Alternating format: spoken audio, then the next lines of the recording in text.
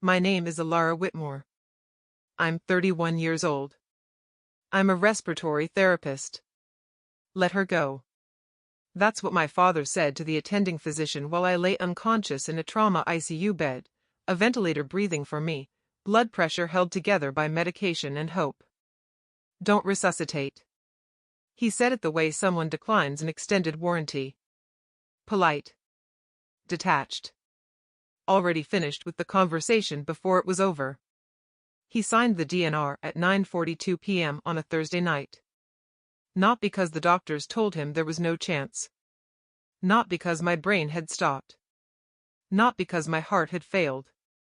But because the billing coordinator stepped into the consultation room with a printout and a number at the bottom. That number was enough. And 72 hours later, my father lost everything he had spent his entire life trying to protect. Before I tell you how that happened, take a moment to subscribe to Women Reddit Stories. If you connect with stories about truth, boundaries, and what happens when silence finally breaks, this channel is for you. Now let me take you back 8 months before the accident. Back to the kitchen table where I first understood that love in my father's house came with a receipt. I was born with a congenital lung defect. Pulmonary hypoplasia. My right lung never developed the way it should have. I spent the first year of my life in and out of children's hospitals across Phoenix, Arizona. Surgeries. Oxygen tanks. Monitoring wires taped to skin too small to understand them. The corrective surgery when I was 5 lasted 9 hours. The bill lasted decades. You know what that cost? My father asked me when I was 10 years old. He was sitting at the kitchen counter in our house in Mesa, a stack of insurance statements spread out in front of him like evidence in a trial. I had asked for ballet lessons. Just once a week. $180 a month. He didn't look up when he answered. $296,000, he said. That's what it cost to keep you alive. I remember staring at the floor tile because I didn't know where else to look. I'm not complaining, he added. I'm just saying you should understand what this family sacrificed. I didn't get ballet lessons. By 13, I stopped asking for things. By 15, I got a weekend job at a pharmacy stocking shelves. By 18, I signed my own financial aid documents while my older brother, Caleb, toured campuses with my parents' full financial backing. Caleb got a pickup truck at 16. I got rides from coworkers. Caleb's tuition was paid in full at Arizona State. I got student loans and a repayment schedule. Caleb's birthdays were steak dinners and framed photos. Mine were grocery store cupcakes and a card signed by my mother alone. And the strange part, the part that took me years to untangle, was that I didn't resent it. Not then. I believed I owed them. My father had repeated it enough that it felt factual. You cost this family everything. He never raised his voice when he said it. He didn't need to. The words were quiet enough to settle into bone. So I became careful. Efficient. Low maintenance. I chose respiratory therapy because I understood ventilators before I understood algebra. I knew what it meant to need air and not be able to get it. I thought if I could become useful enough, maybe I would stop being expensive. The only person who never mentioned the cost of my childhood was my grandmother, Ruth Whitmore. Ruth lived in a small adobe-style house in Sedona, Arizona. 2 bedrooms. 1 bathroom. A sagging wooden deck that overlooked red rock hills that glowed at sunset like they were lit from within. She had lived there for 43 years. She buried my grandfather from that house.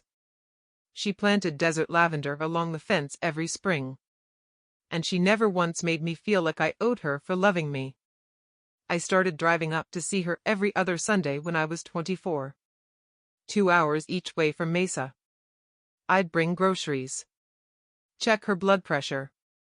Replace the batteries in her smoke detector even when she insisted they were fine. We'd sit on the deck and watch the sun turn everything copper. You look tired, she'd say. Are you sleeping enough? No lectures. No invoices. Just concern. The last time I saw her alive, her hands were thinner than I remembered. Paper skin. Veins like blue threads beneath the surface. I took care of it, she told me. Took care of what? I asked. She smiled the way she always did when she knew something I didn't. When the time comes, someone named Grayson will call you. Don't ignore it. I laughed softly. Who's Grayson? You'll see. I assumed she was confusing names. Age does that sometimes. She was 86. My father hated that I drove to Sedona so often. She doesn't even remember what day it is, he said once. You're wasting gas. That wasn't true. Ruth remembered everything. Especially the things my father hoped she'd forget. She died on a Monday in October. Quietly. In her sleep. My father handled the funeral arrangements. Small service. Closed casket. Short eulogy. He told me not to make it too emotional.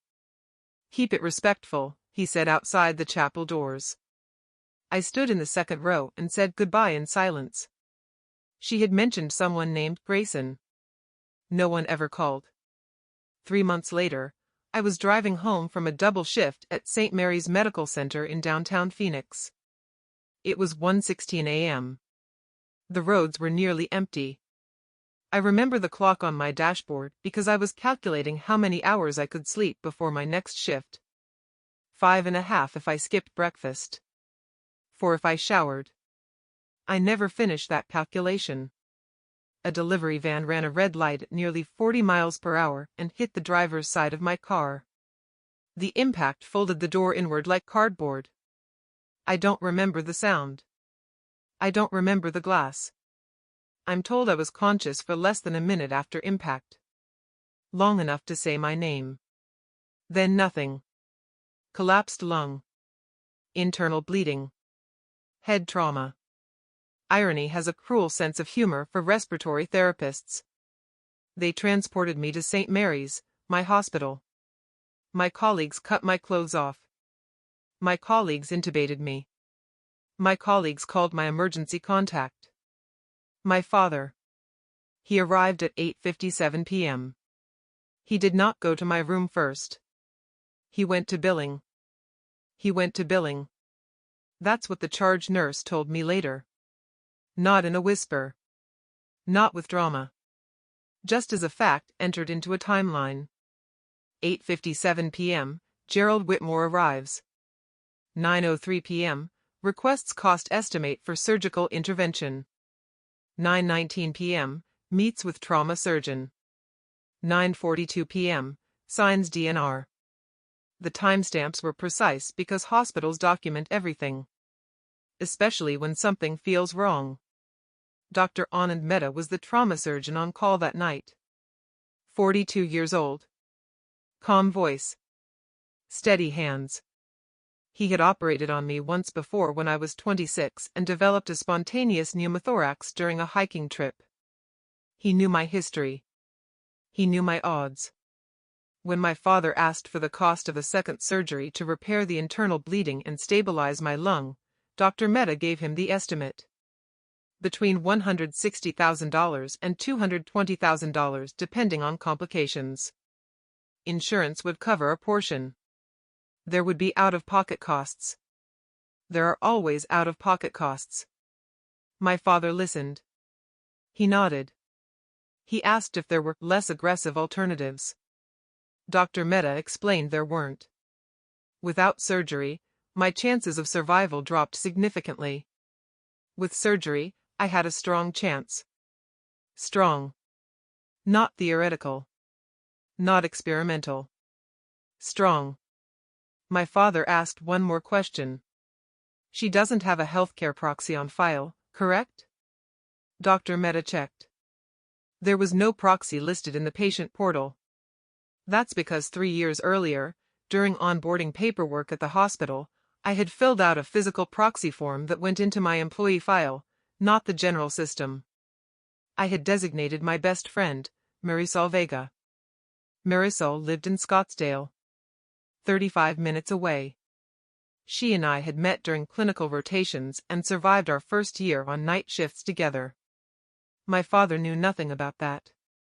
When Dr. Mehta confirmed there was no proxy in the patient system, my father said it plainly. I'm her father. I'm the decision maker. That part was true under Arizona law when no proxy is on record. And then he said it. Let her go. We're not going into more debt over this. Dr. Mehta didn't respond immediately. The nurse who witnessed the conversation, Angela Pierce, ICU charge nurse, 19 years in trauma, told me he stared at my father for a long moment. My father didn't look away. She's cost this family enough already, he added. The repetition must have felt familiar in his mouth. 9:42 p.m. He signed the Do Not Resuscitate order. His signature was clean. Controlled. The same signature he used on Christmas cards and tax returns. He asked if there was anything else he needed to sign. There wasn't. He did not come upstairs. He did not look through the ICU glass. He did not stand by my bed. He went home. Angela Pierce stood at the nurse's station watching the elevator doors close behind him. She told me later her hands were shaking. Not from emotion. From restraint. Instead of confronting him in the hallway, she did something smarter. She opened my employee file. Every staff member at St. Mary's fills out emergency paperwork separate from patient records. It includes secondary contacts and proxy documentation. Most people skip it. I didn't. Angela found the form in under 3 minutes. Marisol Vega. Name. Phone number. Relationship, healthcare proxy. Angela called her at 10:11 p.m. Marisol answered on the first ring. When Angela explained the situation, accident, ventilator, DNR signed by father, Marisol didn't ask for clarification. She said one sentence. I'm leaving now. She drove through a desert rainstorm that night. 45 minutes that felt longer. She walked into St. Mary's at 10:58 p.m., soaked from the waist down, holding her driver's license and a laminated copy of the proxy form she kept in her filing cabinet. She revoked the DNR. She authorized surgery. Dr. Mehta scrubbed in at 11:27 p.m. My father was already asleep in his house in Mesa. As far as he knew, the machines would stop before morning. No one called to correct him. No one updated him. No one informed him the DNR had been overturned. Angela filed an internal incident report before her shift ended. She documented his exact words. Timestamped them. Attached witness signatures. Locked her computer. And went home at 7:04 a.m. I was in surgery for nearly 4 hours. They repaired the bleeding. Reinflated my lung. Stabilized the pressure. By sunrise, I was still alive. But my father didn't know that yet. He woke up expecting a call. It didn't come. And instead of calling the hospital himself, instead of driving down to check on his daughter, Gerald Whitmore made his second decision. The one that would unravel everything. While I was unconscious, my grandmother's house in Sedona sat empty. My father knew that. What he didn't know was what Ruth had done 6 months before her death. She had transferred the deed. Not to him. To me. She did it through a private attorney in Flagstaff. Not the family attorney my father used for his plumbing business contracts. The transfer was clean. Filed with Coconino County. Recorded properly. My father never checked. He assumed. And assumptions are fragile things when money is involved.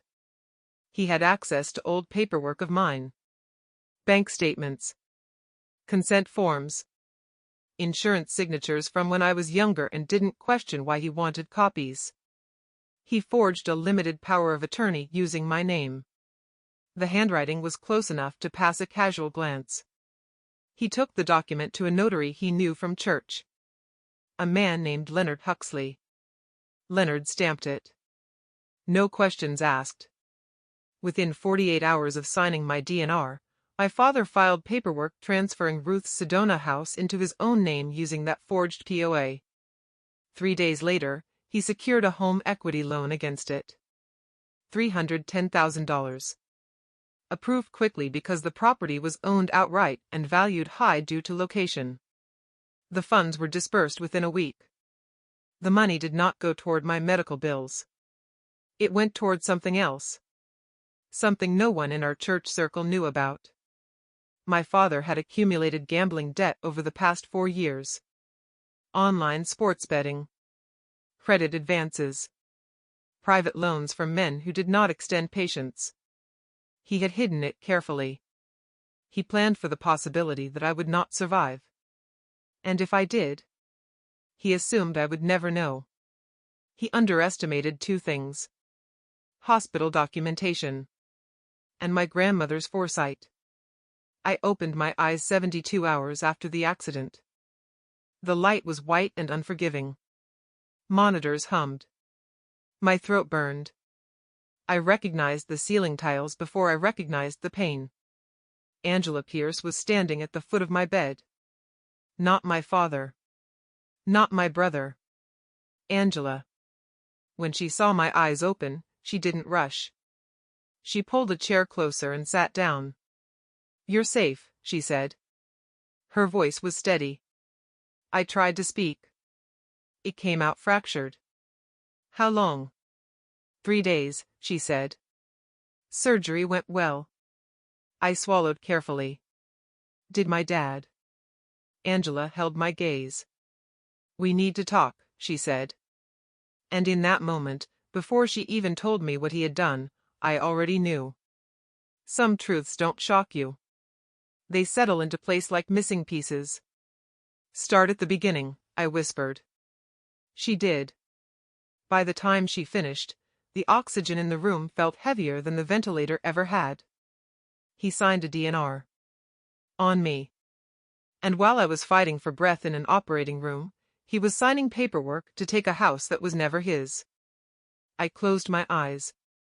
Not in grief. In calculation. "Get me my phone," I said. Angela reached into the bedside drawer and handed it to me. There were 36 missed calls. All from my father. 8 from Caleb. 2 from a number I didn't recognize. I ignored them. I opened my contacts. And I searched for a name my grandmother had mentioned on that deck in Sedona. Grayson. I pressed call. The phone rang once. Twice. Grayson and Cole Law Offices, a woman answered, voice clipped and professional. "I need to speak to Mr. Grayson," I said. My throat still felt like sandpaper. Every word cost something. "May I ask who's calling?" "Ilara Whitmore." There was a pause. Paper shuffling. A keyboard tap. "Please hold." The line clicked, and a different voice came on. Older. Measured.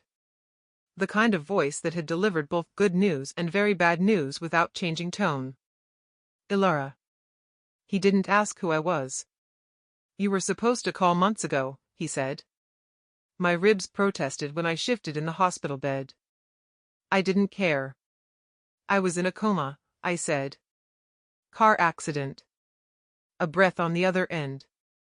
"Not dramatic. Just human." "I'm sorry to hear that. My grandmother told me you would call. She instructed me to reach you only if necessary," he said. It became necessary. My hand tightened around the phone. "Is her house still in my name?" Silence. Not empty silence. The kind that suggests someone is pulling up records. "Give me an hour," he said finally. "I'll call you back." I ended the call and set the phone on my chest. The monitors continued their quiet rhythm. Angela was still in the room, pretending not to listen. "My dad signed a DNR," I said, staring at the ceiling. "What time exactly?" 9:42 p.m. I nodded slowly. "And you documented it?" "Yes." "Good." Angela studied me for a long moment. "You're not surprised," she said. I turned my head toward her. No. Because I wasn't. The accident had been violent. The surgery had been urgent. But the betrayal felt familiar. It fit. 56 minutes later, my phone rang. "Miss Whitmore," Grayson said. His tone had shifted. Slightly sharper now. "The deed to the Sedona property was transferred out of your name 3 days ago."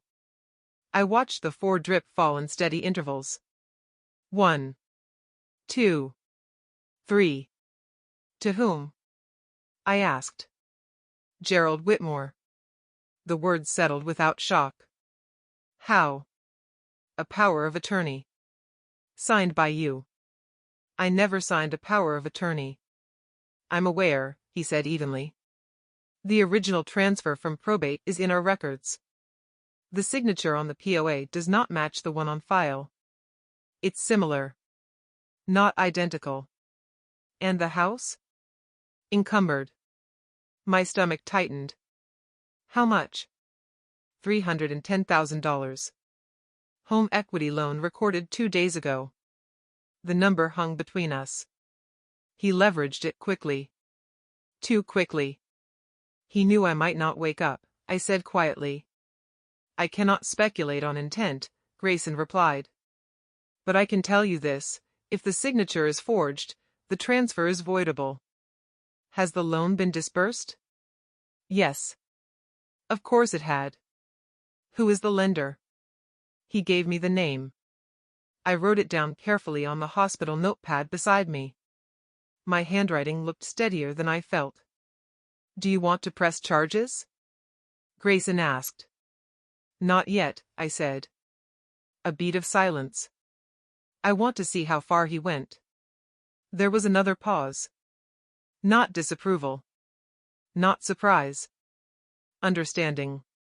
"Your grandmother left you a sealed letter," he said. "She instructed me to deliver it in person." "When can you come to the hospital?"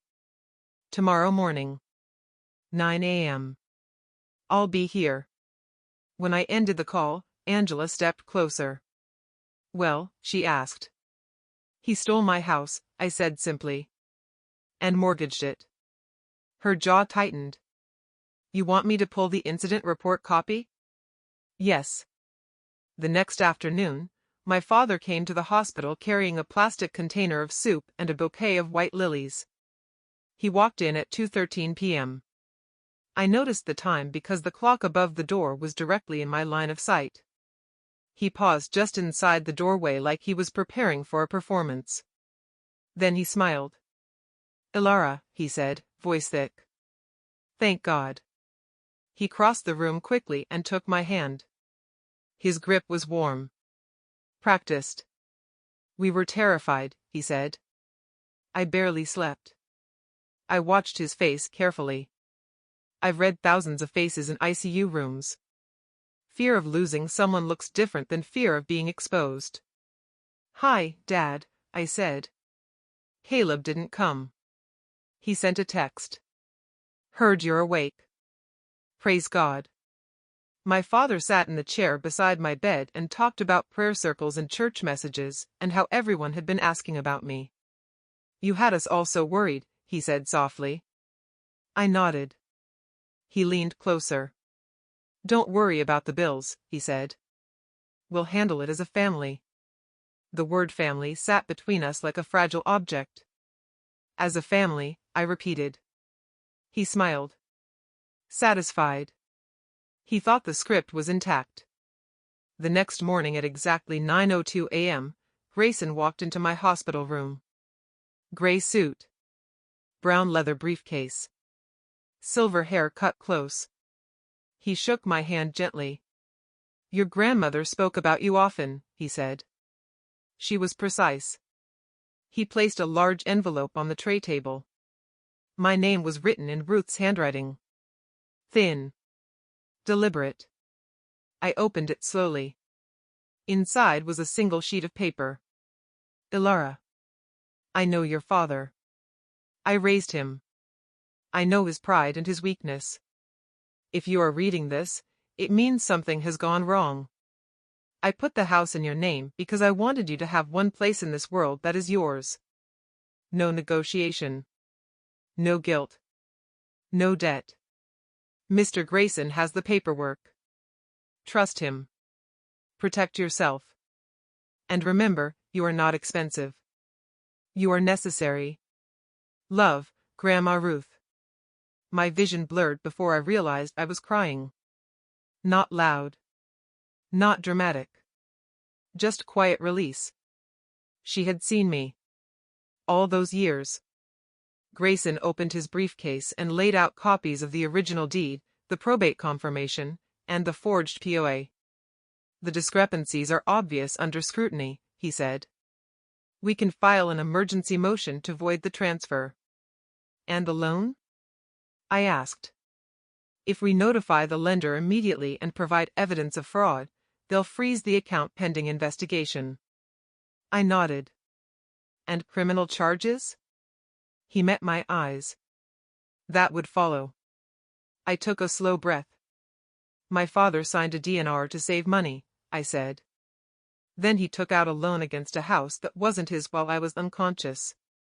Yes. I want it all filed, I said. All of it.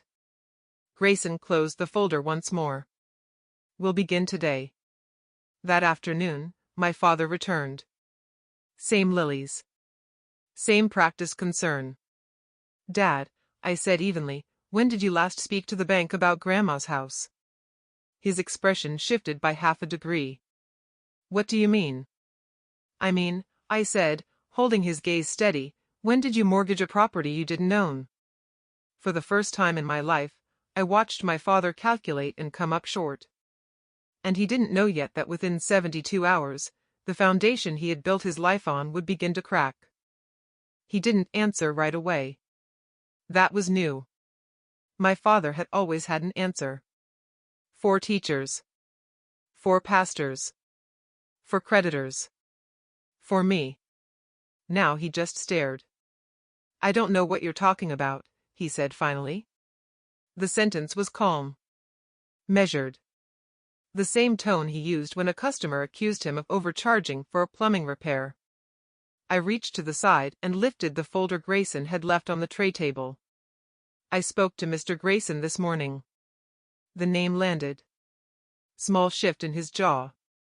I don't know any Grayson. You don't need to. He handled Grandma Ruth's estate. Silence. The house in Sedona was transferred to me 5 months ago, I continued. Solely. Clean title.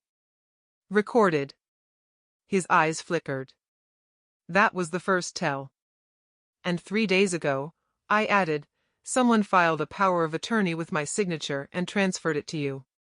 His face hardened. You were unconscious, he said carefully.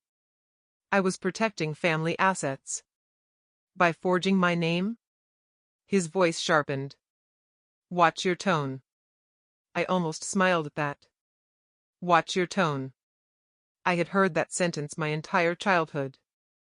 I was protecting what belongs to this family, he said. Your grandmother intended it for all of us. I have the will, I replied. His silence stretched longer this time. And the mortgage? I asked. He didn't blink. What mortgage? $310,000, I said clearly. Home equity loan. Disbursed 2 days ago.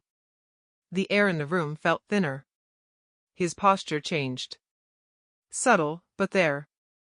I was covering expenses, he said. You have no idea the pressure I've been under. Gambling debt? I asked. The word hit. Harder than the numbers. His head snapped toward me.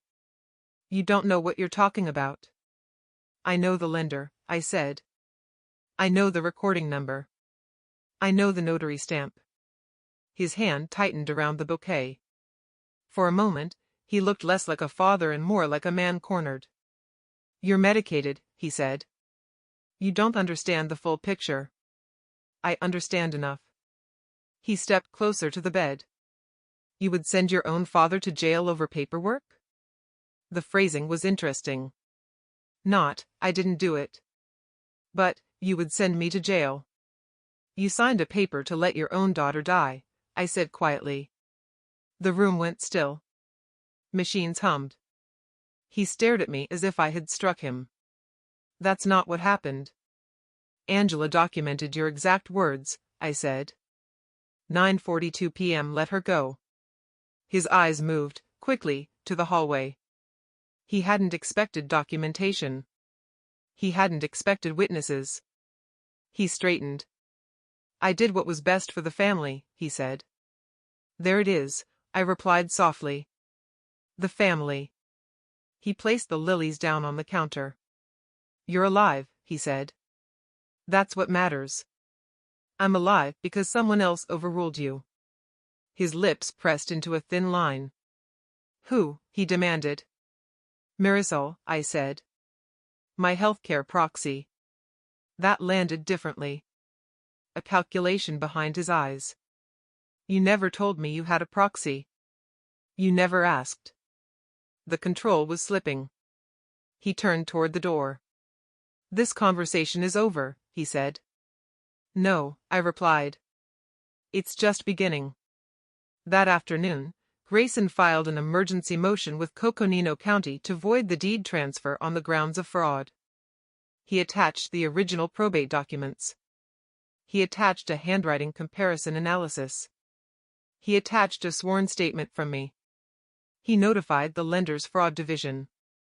By 4:18 p.m., the lender had frozen the account tied to the mortgage. The funds had already been distributed. But the property title was flagged as disputed. Which meant the loan was unsecured.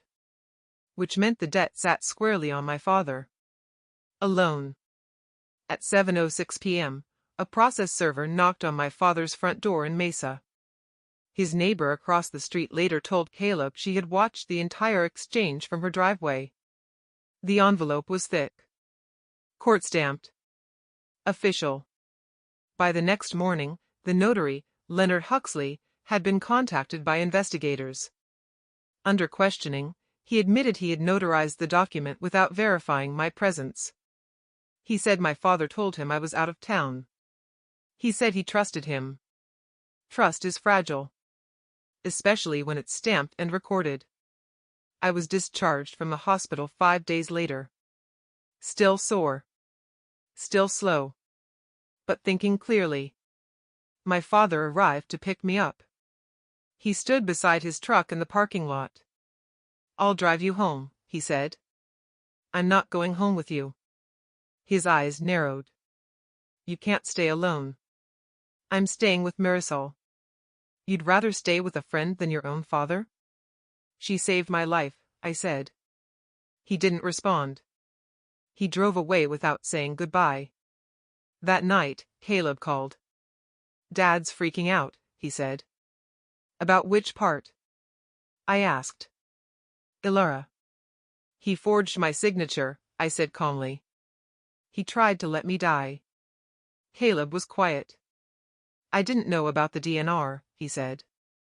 But you knew about the loan. Another silence. He said it was temporary, Caleb said. Just to clear some stuff. Gambling debt? He exhaled. I didn't know it was that bad. I didn't press him further. Because whether he knew the numbers didn't change the facts. By Friday morning, the county court had accepted the motion for expedited review. The title transfer was officially under investigation.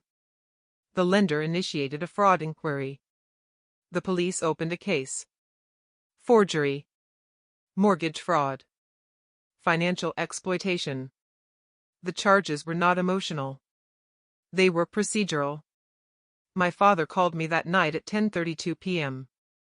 You're destroying this family, he said. No, I replied evenly. You did that when you signed my DNR. He didn't yell. He didn't plead. He just breathed into the phone for a few seconds. You don't understand pressure, he said finally. You don't understand survival, I answered. And for the first time in my life, I realized something clearly. He had always framed my existence as a cost. but his choices were the liability.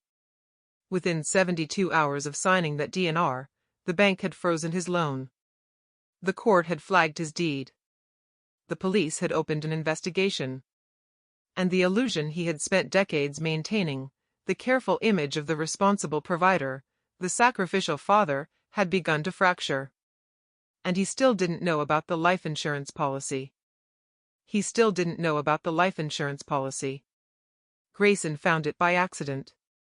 Or maybe not accident. Maybe thoroughness. He had requested a full audit of my financial records as part of the fraud filing. Bank accounts. Property titles. Insurance documents. 3 years earlier, I had taken out a modest life insurance policy through a provider recommended by the hospital's benefits coordinator. Primary beneficiary, Marisol Vega. I had filled out the form during an onboarding seminar and mailed it myself. Or so I thought. According to the insurer's records, the beneficiary designation had been changed 14 months later. Primary beneficiary, Gerald Whitmore. Signature, Ilara Whitmore. I stared at the scanned copy Grayson emailed me. The signature looked close. Too close. But not exact. He had practiced. When was this filed? I asked.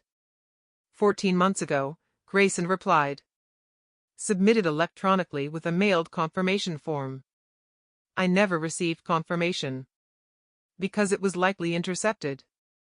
My father still had access to the mailbox at my old apartment in Mesa during that time. He had insisted on being listed as a secondary contact in case of emergencies. Emergencies. The word felt hollow now.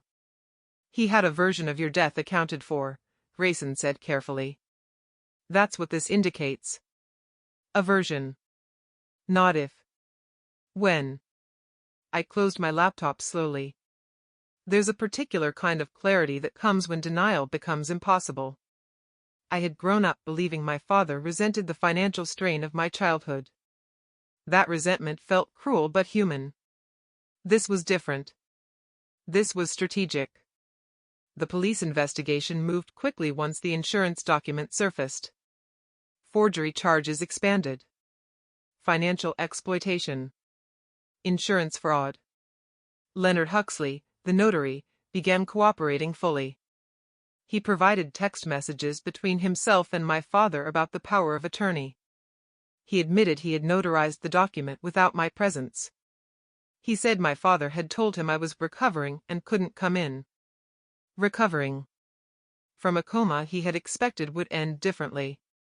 By Monday morning, detectives had interviewed my father at his house. He declined to make a formal statement. He asked for an attorney. By Tuesday afternoon, the church board had been informed. My father had been a deacon at Desert Light Community Church for 18 years. He organized the annual charity drives. He led men's prayer breakfasts.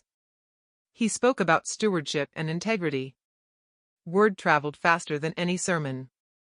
The board requested a private meeting. He did not attend. Instead, Robert Gaines, another deacon, called him personally. You need to step down, Robert said.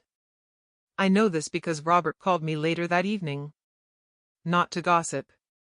To apologize. I'm sorry you carried this alone for so long, he said. I didn't know what to say to that. Because I had carried it alone. The guilt. The invoices. The repeated reminder that my existence was a deficit. Caleb called again that night. He's saying you're exaggerating, he said quietly. Is he? No. The single word felt heavier than anything else Caleb had ever admitted. He says you don't understand the debt he was under. He could have asked for help, I said. He says he was protecting us.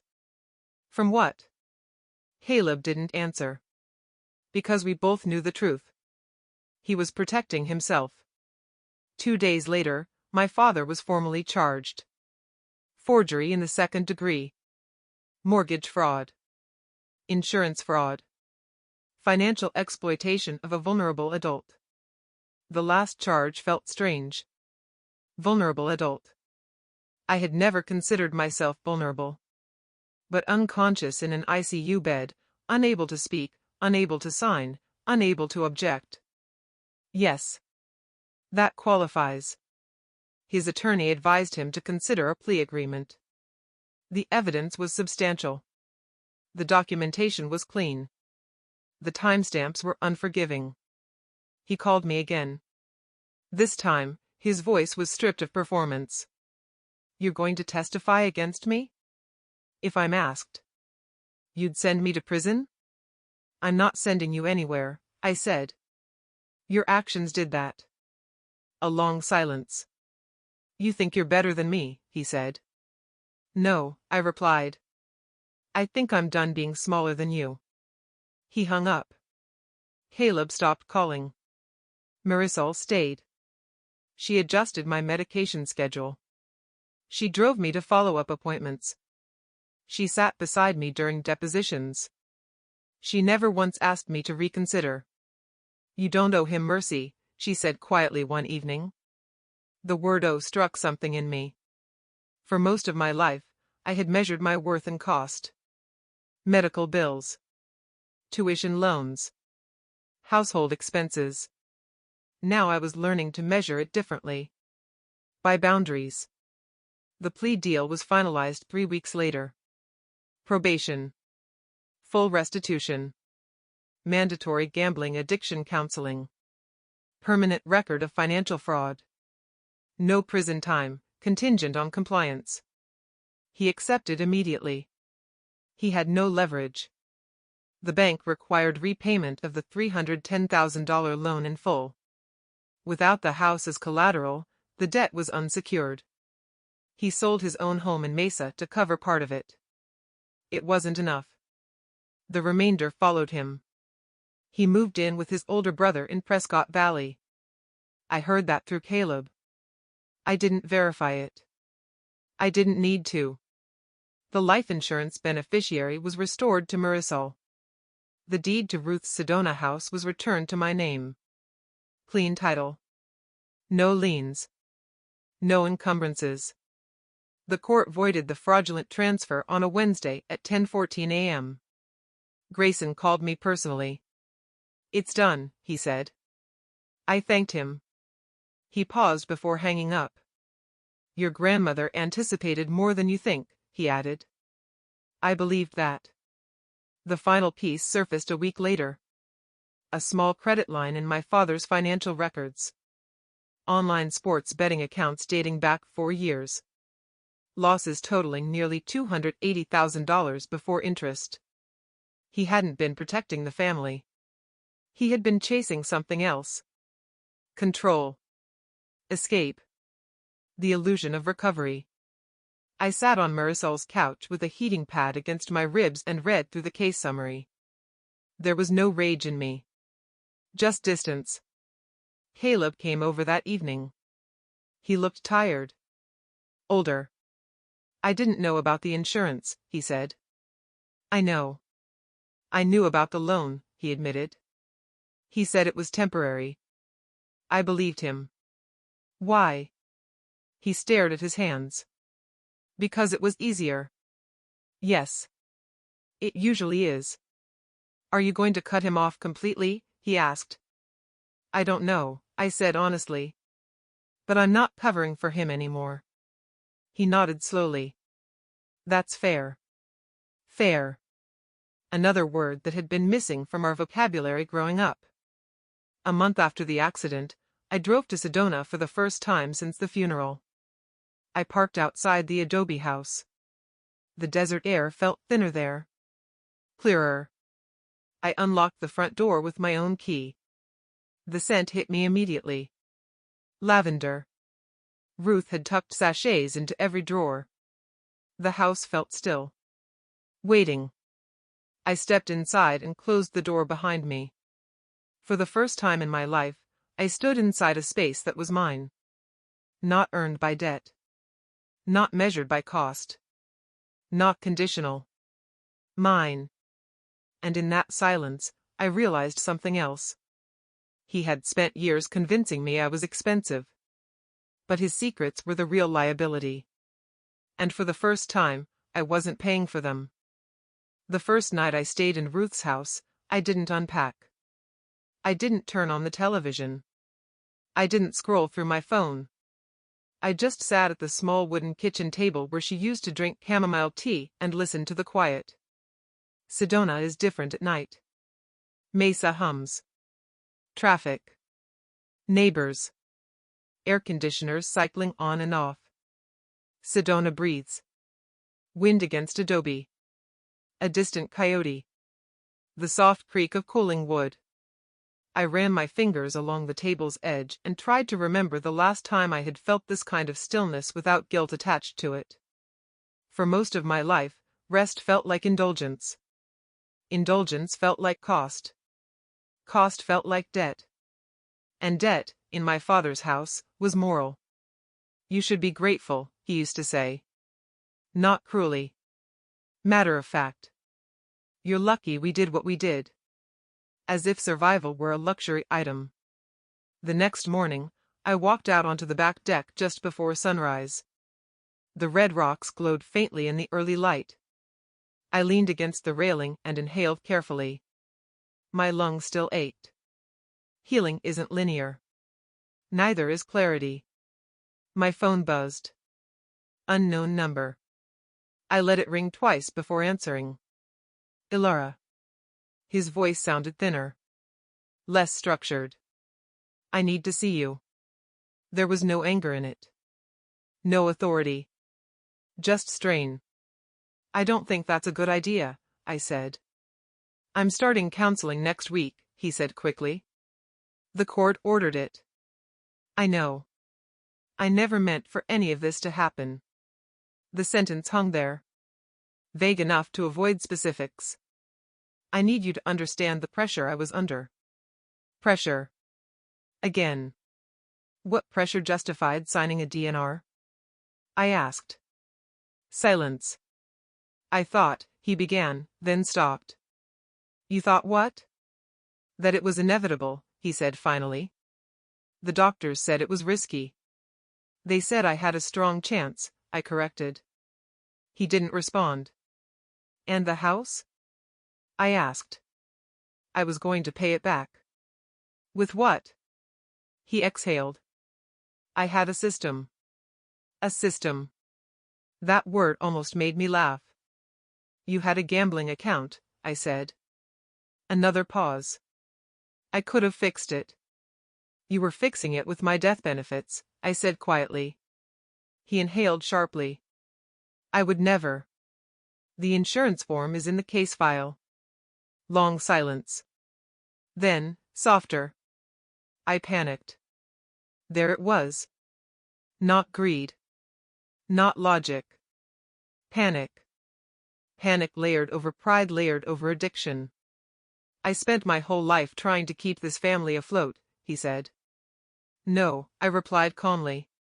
You spent your whole life trying to control the image of this family. That landed. Because it was true. The church dinners. The charity drives. The carefully polished humility. He had curated perception. But behind it, numbers piled up quietly. I lost my house, he said. I lost my position at church. I lost my clients. You lost those when you forged my name, I said. Another silence. You don't hate me, he asked suddenly. The question surprised me. No, I said honestly. That seemed to unsettle him more than anger would have. Why not? Because hating you would mean you still control how I feel. I heard his breathing shift on the other end. You were always strong, he said after a moment. That's not true, I replied. I was quiet. He didn't correct me. I don't expect forgiveness, he added. Good, I said gently. Because I'm not ready to give it. We sat in silence for a few seconds more. Take care of yourself, he said finally. You too. He hung up first. I stood on the deck a while longer. I didn't feel victorious. I didn't feel vindicated. I felt separate. like someone had cut a rope that had been pulling at my back for years, and I was still adjusting to the absence of tension. Later that week, Caleb drove up to Sedona. He knocked twice before entering, like he wasn't sure if he was still welcome in any space connected to me. The house looked different with someone else inside it. Less sacred. More real. "I talked to Dad," he said. "I figured. He's not doing well." I nodded. "I know. He asked about you." "I'm fine." Caleb walked slowly through the living room, glancing at the framed photos on the mantel. "You were always her favorite," he said quietly. "No," I replied. "She just didn't keep score." He stopped. "That landed too." "I should have said something that night," he admitted. "At the hospital." "You weren't there." "I was in the waiting room," he said. He told me what he planned to do. I looked at him carefully. "And you didn't stop him?" He shook his head. I told myself he knew better. He always did. "Yes," I said. That was the problem. We sat across from each other in Ruth's small living room. The space between us felt different than it used to. Less hierarchical. More level. "I'm not asking you to fix anything," Caleb said. "I just don't want us to disappear." "You didn't forge anything," I said. "You didn't sign anything." I still stayed quiet. "So did I said softly. "For years." He swallowed. "I don't want to be like him." "Then don't," I replied. "Simple. Not easy. But simple." He nodded slowly. "I'm in therapy too," he said after a moment. "Not court-ordered." I smiled faintly. "That's a good start." After he left, I walked through the house again. Kitchen. Hallway. Bedroom. The space no longer felt like something I had to justify. It felt steady. That evening, I opened the small cedar chest at the foot of Ruth's bed. Inside were old letters. Recipes. Bank documents. And one small envelope with my name on it. Different handwriting than the letter Grayson delivered. This one older. Probably written years ago. I opened it carefully. "Ilara. If you ever find yourself shrinking to keep someone else comfortable, remember this: love does not require you to be smaller. It requires you to be honest. You were never too much. You were never too expensive. You were simply inconvenient to someone who didn't want to face himself. Stand anyway. Ruth." I folded the letter slowly. There's a difference between revenge and alignment. Revenge tries to balance pain. Alignment restores truth. I hadn't destroyed my father. I had removed myself from the illusion he built. And without me absorbing the weight of it, his structure collapsed under its own design. A week later, I returned to work part-time at St. Mary's. Day shifts only. Angela handed me a revised schedule without commentary. "Welcome back," she said. No drama. No praise. Just normalcy.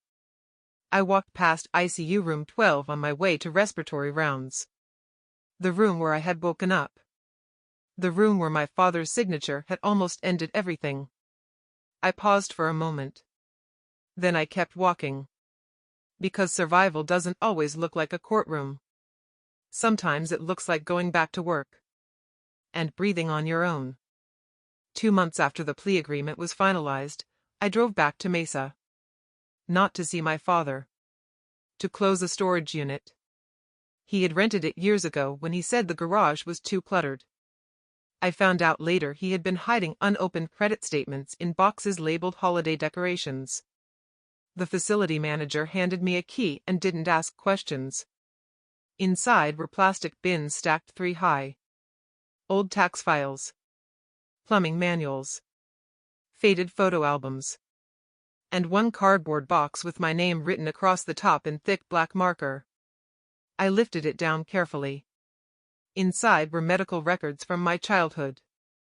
hospital discharge summaries, insurance explanations of benefits, bills with large red balances circled, each one clipped together neatly, catalogued, preserved, not thrown away, not forgotten.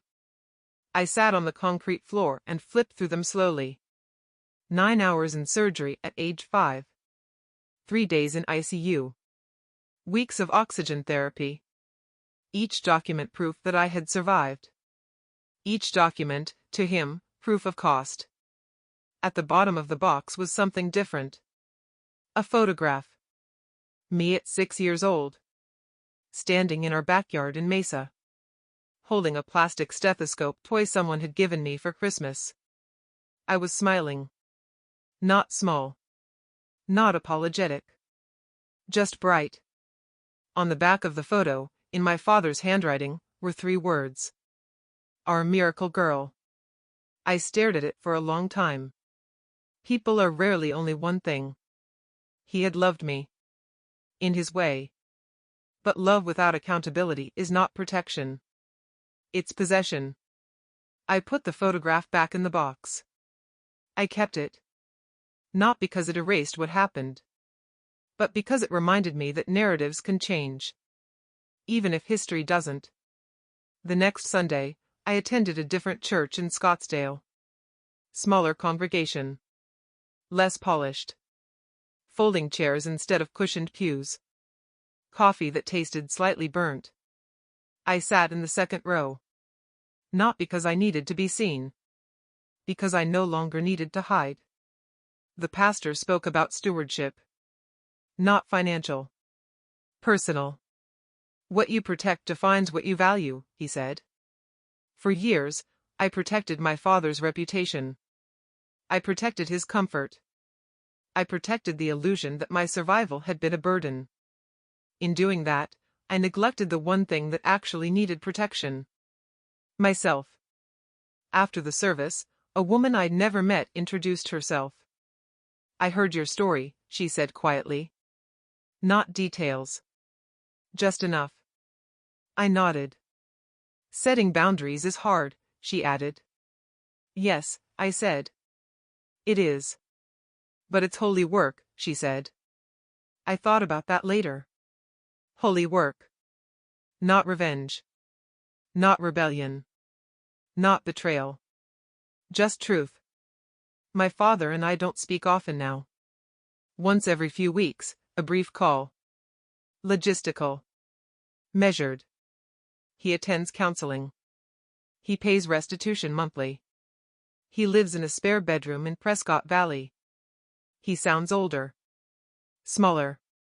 I don't wish him harm. But I no longer absorb his consequences. That distinction changed everything. Caleb visits Sedona occasionally. He brings groceries. Fixes minor things around the house. We talk more honestly now than we ever did growing up. Silence used to be loyalty. Now silence feels like complicity. There's a difference. The insurance company sent final confirmation that the beneficiary designation was permanently corrected. Marisol laughed when she read the letter. I don't plan on collecting, she said. Good, I replied. I don't plan on dying. Healing is slower than justice. My lung still tightens when desert storms roll through. Scar tissue doesn't disappear just because paperwork is resolved. But I breathe fully now. Not because my father allowed it. Because someone else intervened. Because documentation mattered. Because truth held. And because I finally stopped believing that survival required my silence. If you've stayed with me this long, subscribe to Women Reddit Stories. Stories like this aren't about revenge. They're about what happens when someone decides they're no longer willing to carry a debt that was never theirs. If any part of this felt familiar, the guilt, the obligation, the quiet belief that you owe someone your health, your home, or your life, I need you to hear this clearly. You don't. You don't owe anyone your breath. You don't owe anyone your future. And you certainly don't owe anyone your survival. My grandmother Ruth didn't teach me that with lectures. She taught me with a deed transfer, a sealed letter, and the foresight to know I would need both. 72 hours after my father signed a paper to let me die, his carefully built world unraveled. Not because I destroyed it. Because I stepped out from under it. There's a difference. I still keep that photograph from the storage box. The 6-year-old girl with the plastic stethoscope. I keep it on the mantel in Sedona. Not as a reminder of cost, but as proof. I was never a liability. I was never a burden.